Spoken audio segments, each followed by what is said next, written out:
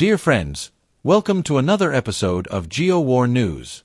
Today, we will explore the extraordinary security operation mounted for the funeral of Pope Francis in Rome, an unprecedented effort requiring the coordination of Italy's most elite forces and advanced military technologies. As the emotional crowd silently moves toward St. Peter's Square, Colonel Crioco Sarnelli observes every movement with intense focus. Sarnelli is the chief of the Italian Carabinieri, Italy's renowned military police, responsible for the security of Rome and the entire Vatican perimeter. In Italy, the color black is reserved for only a few: judges, priests, and the Carabinieri. Far more than just a security force, the Carabinieri are a pillar of modern Italian national identity, a symbol of discipline, protection, and tradition. Pope Francis' unusual decision to be buried outside the traditional Vatican grounds introduced challenges unseen in over a century. Security planners were tasked with developing a strategy of a scale not witnessed in modern history, ensuring the safety of not only hundreds of thousands of pilgrims but also some of the most powerful world leaders. An estimated 250,000 faithful and visitors gathered in Rome for the ceremony, along with high-profile political figures such as Donald Trump, Vladimir Zelensky, Emmanuel Macron, Olaf Scholz, and many members of royal families from around the world. Inside St. Peter's Basilica, and outside along the funeral procession, honored guests were accompanied by layers of protection coordinated by the Carabinieri and reinforced by Italy's national police, military forces, and intelligence agencies. The Carabinieri, operating under the Ministry of Defense, spearheaded the operation in the streets, supported by an arsenal of elite tactical units. The security architecture was extraordinary: bomb disposal squads, K-9 units, elite sharpshooters, tactical helicopters, drone surveillance, electronic warfare specialists, and warships positioned off the Roman coast. Italian Navy frigates stood on high alert, ready to intercept any maritime threats. Overhead, helicopters equipped with thermal imaging and aerial monitoring systems constantly scanned the sky, alongside ground forces armed with anti-drone weaponry to neutralize aerial threats instantly. Blending into the crowd were agents in civilian attire, closely monitoring the atmosphere for any sign of disturbance. While many officers interacted warmly with the public, their relaxed demeanor concealed a readiness to respond to threats ranging from petty crimes to major coordinated attacks. Adding a centuries-old layer of security, the Swiss Pontifical Guard, with their unmistakable Renaissance-era uniforms, maintained a constant and silent watch. Often mistaken as a mere ceremonial unit, the Swiss Guard remains one of the world's most elite military corps. Founded in 1506 by order of Pope Julius II, today's guards are rigorously trained Swiss soldiers, each subjected to a strict vetting process demanding prior military service, exemplary discipline, and absolute loyalty. During the funeral, the Swiss Guard assumed responsibility for protecting the immediate perimeter around Pope Francis' body, the interior of the basilica, and strategic points across Vatican territory.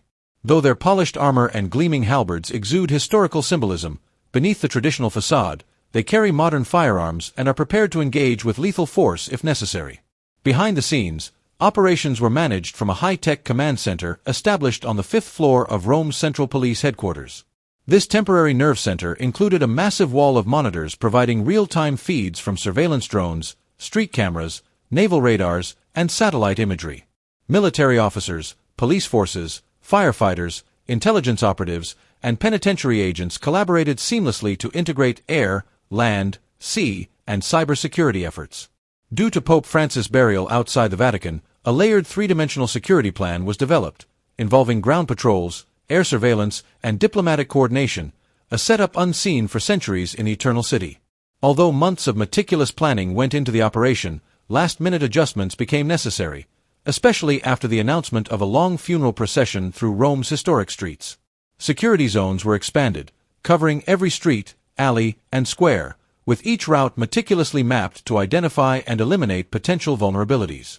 Snipers occupied strategic rooftops, electronic warfare vehicles roamed critical areas, and mobile anti-drone systems were deployed at key intersections. Even Rome's seaport remained in a heightened state of alert, with the Italian Navy deploying naval patrol vessels, tactical interception boats, and rapid-response maritime teams. Surveillance radars constantly scanned the horizon, while sonar systems monitored the underwater approaches. Every docking area, ferry terminal, and cargo route was meticulously secured to ensure that no unauthorized maritime activity, no matter how small or seemingly insignificant, could threaten the solemnity and safety of the event. Military divers and special forces operated discreetly beneath the waves, ready to neutralize any underwater threats. The sea, like the land and air, became another front in the complex, multilayered security architecture.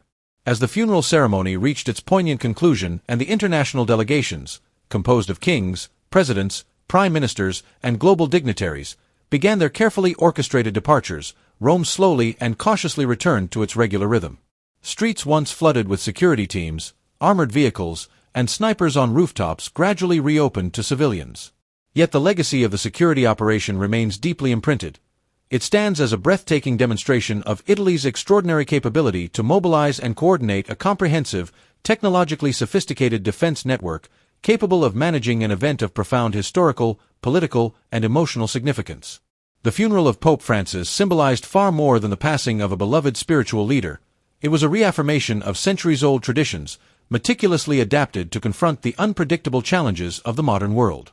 In an era of cyber threats, drone incursions, and asymmetrical warfare, the harmonious blend of ancestral heritage and cutting-edge innovation became more crucial than ever, proving that the ancient guardians of faith and ceremony can evolve without losing their soul. Heritage and innovation, history and security, marched together in silent but powerful unity. From Renaissance-era halberds wielded by the Swiss Guards to state-of-the-art anti-drone missile systems poised discreetly in hidden locations, from ancient oaths of unwavering loyalty to Vatican cybersecurity teams conducting real-time digital threat analysis, every aspect of the funeral's protection was a masterclass in strategic fusion.